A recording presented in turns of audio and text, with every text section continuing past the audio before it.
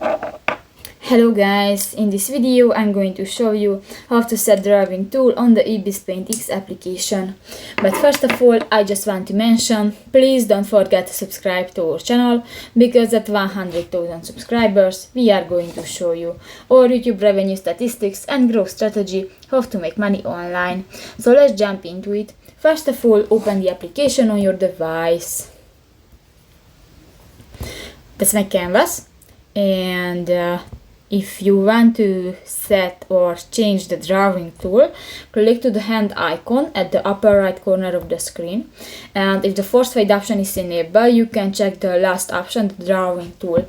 You can select triangle, square, circle icon. You can edit the fill option, you can select a fill color, and you can set the fill with current color option. So that's pretty much it for this video, guys. See you in the next one. Bye bye.